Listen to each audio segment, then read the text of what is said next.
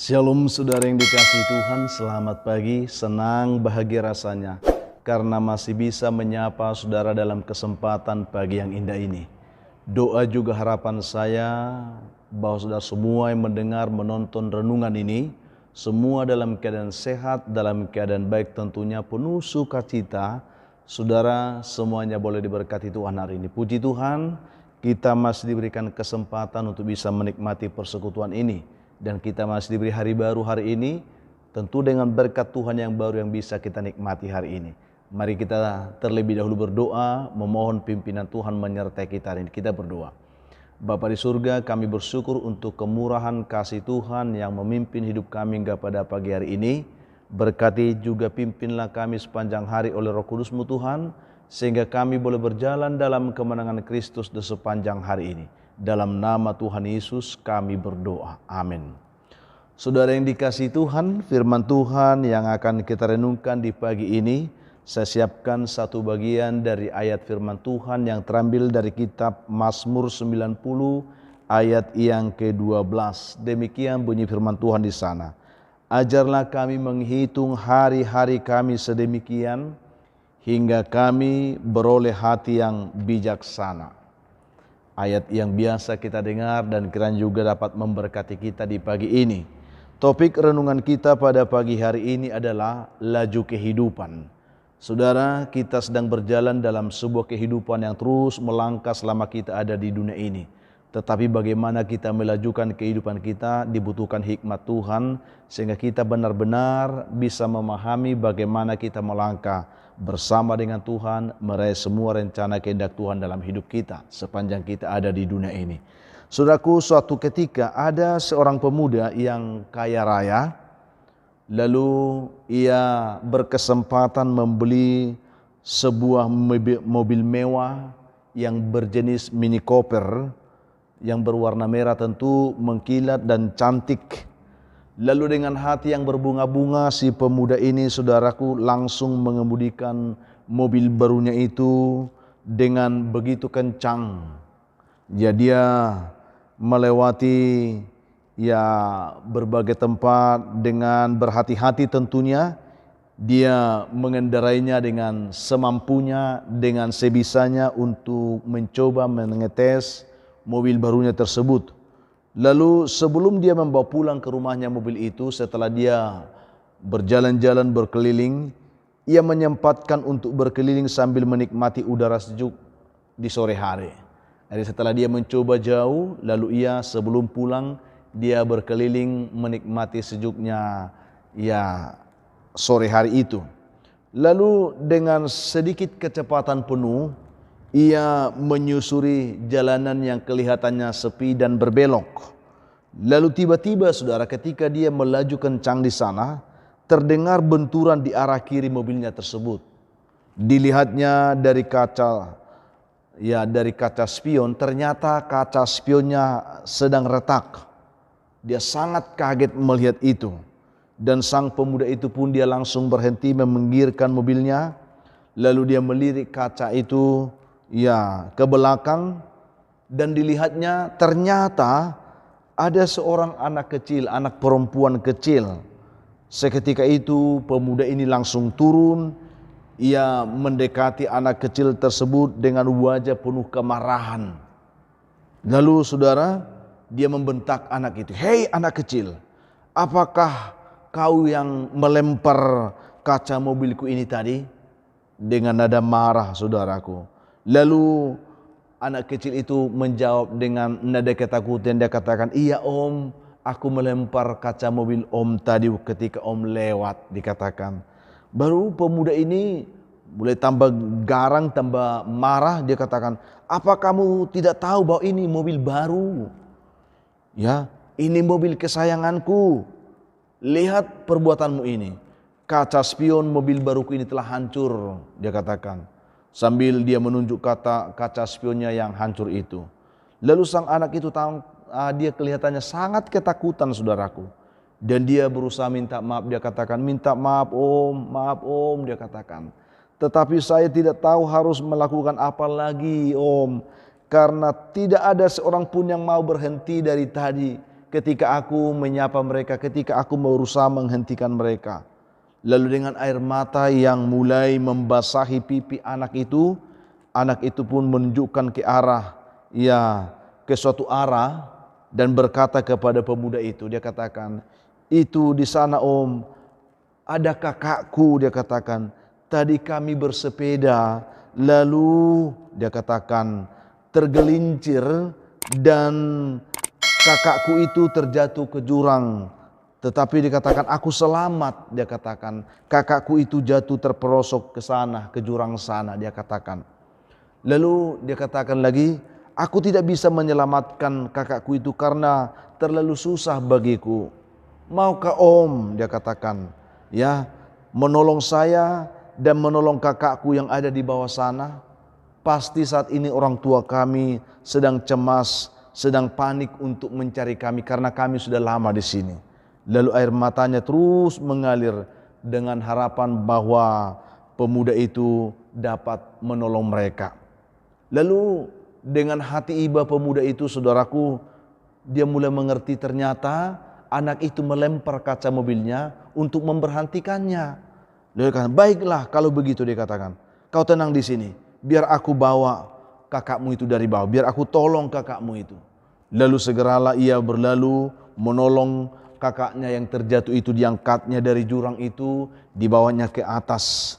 Dan serang beberapa waktu memang dia mampu mengangkat anak itu karena dia masih punya kekuatan yang bisa untuk mengangkat anak itu. Dan tidak hanya di situ, karena dia merasa iba dan kasihan melihat anak yang jatuh itu penuh dengan luka, lalu dia membawa anak itu ke rumah sakit untuk mendapatkan pertolongan dan anak itu benar-benar bisa diselamatkan dan tertolong. Walaupun mobil kesayangan pemuda itu kacanya hancur, tetapi berkat pertolongannya anak yang terjatuh tadi bisa diselamatkan.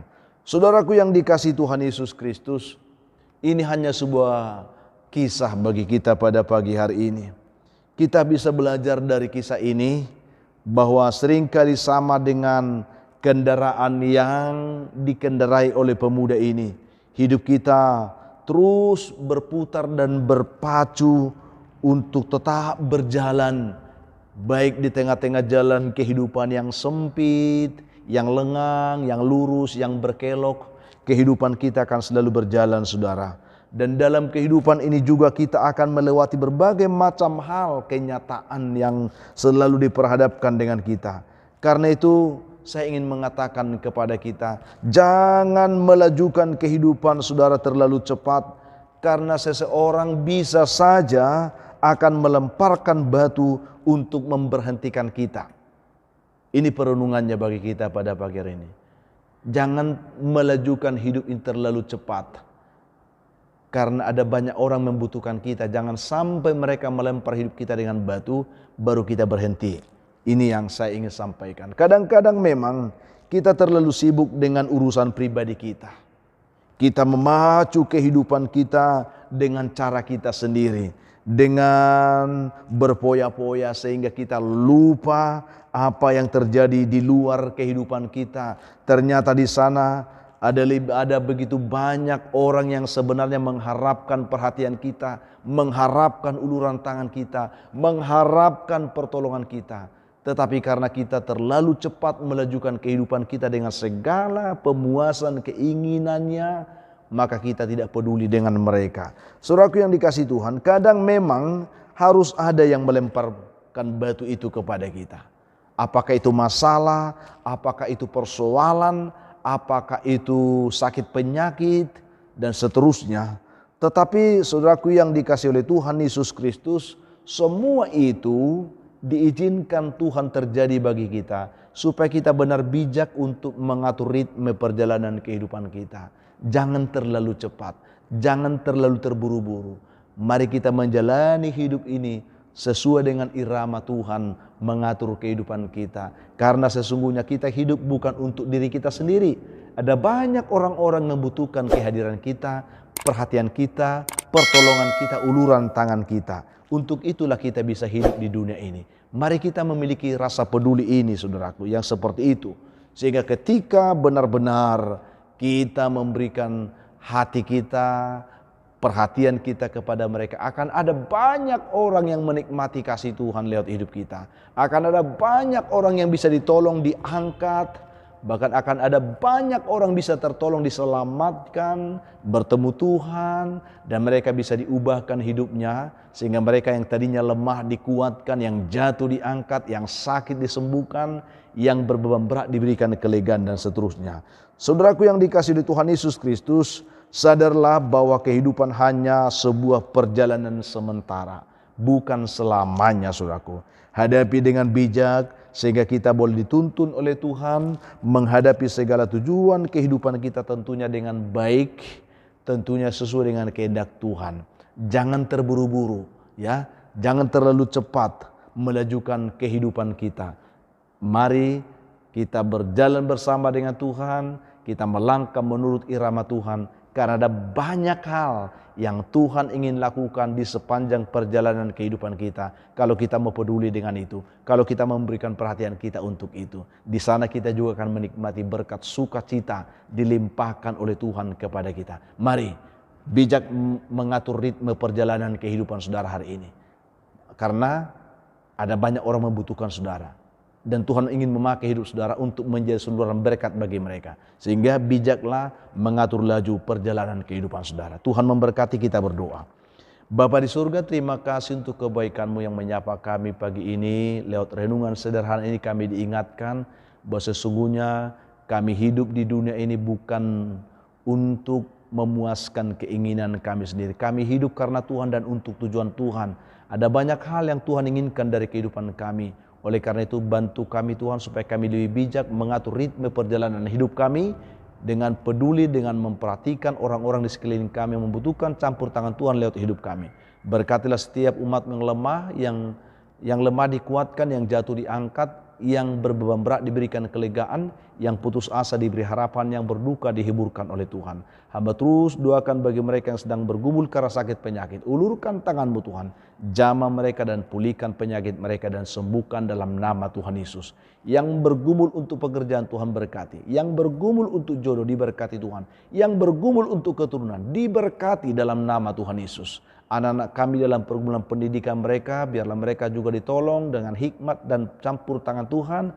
Mereka tertuntun untuk takut Tuhan dan mereka diberkati dalam pendidikan mereka hari ini. Umat-Mu yang bersukacita hari karena berulang tahun, penuhkan sukacita mereka, ajar mereka bersyukur karena itu anugerah Tuhan atas hidup mereka hari ini. Ada begitu banyak umat Tuhan juga baginya yang sedang bergumul, yang dibelenggu oleh persoalan kehidupan yang sulit dan yang berat dan bahkan oleh kuasa setan, kuasa gelap. Ketika mereka mendengarkan renungan ini, biarlah mereka mendapatkan peneguhan iman, kekuatan iman, mereka boleh ditolong, dilepaskan, dibebaskan, dan diberkati dalam nama Tuhan Yesus. Amin. Saudaraku yang dikasihi Tuhan, apapun keadaan hidup yang saudara hadapi hari ini, tetap semangat, jadi kuat dalam Tuhan, bersukacita senantiasa, dan mengucap syukur atas segala sesuatu. Itu dikehendaki Tuhan dari hidup saudara di hari ini. Kalau saudara mempunyai beban, pergumulan hidup yang berat dan rindu didoakan, hubungi kami, saudaraku, di nomor telepon yang tertera di layar saudara. Kami siap membantu mendukung saudara dalam doa. Itu komitmen kami. Bantu juga kami untuk selalu mau membagikan menser renungan ini kepada sebanyak mungkin orang saudara. Karena kami rindu, ada banyak orang merindukan kasih Tuhan, mereka juga boleh diberkati. Itu penyemangat bagi kami pastinya. Berikan komentar yang baik di link YouTube kami. Bagi saudara yang belum melakukannya, tekan tombol like, juga subscribe sebagai bentuk dukungan saudara untuk pengembangan pelayanan ini ke depan. Itulah harapan kami saudara. Akhirnya saya Pendeta Linti Dongoran, pendeta di GKP Jemaat Khusus Horesan Medan, menyampaikan sampai jumpa di kesempatan lain. Tuhan Yesus memberkati kehidupan saudara di hari ini. Shalom.